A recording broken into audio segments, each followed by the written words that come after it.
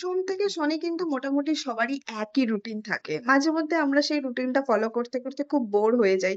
কিন্তু আমার মনে হয় লাইফে কাজ থাকাটা কিন্তু অনেক বড় একটা ব্লেসিং। আর আমার মনে হয় এটা সবাই তোমরা এগ্রি করবেও।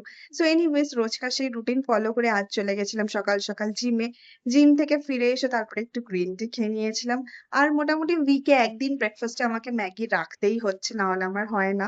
তো ব্রেকফাস্ট কমপ্লিট করে বসে যাই কাজ করতে। আর এখানে না রিসেন্টলি আমি একটা অ্যাপকে ডিসকভার করেছি। সেটা হচ্ছে তোমরা তোমাদের রোজকার যে ডেইলি রুটিন সেটা তোমরা এখানে নোট করতে পারবে। তো আমি সেটাই করছিলাম।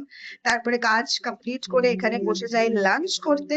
লাঞ্চের পর সন্ধ্যের দিকে কিছু কাজ ছিল, সেটা কমপ্লিট করবার পর ব্লিঙ্কিট থেকে বেশ কিছু জিনিস অর্ডার করবার ছিল, তো সেটাই করেছিলাম। এখানে কিন্তু সব জিনিস আমার না, এখানে আমার মায়েরও জিনিস রয়েছে। আর এই যে ওটস এর বিস্কুটটা দেখছো, এটা ভীষণ ভালো খেতে। এটা আমার যখনই খিদে পায় তখনই আমি এটা খাই। আর এই শ্যাম্পুটা ছিল আমার মায়ের জন্য। তারপরে একটা কম্প্যাক্ট ছিল আর একটা হেয়ার কালারের ব্রাশ অর্ডার করেছিলাম।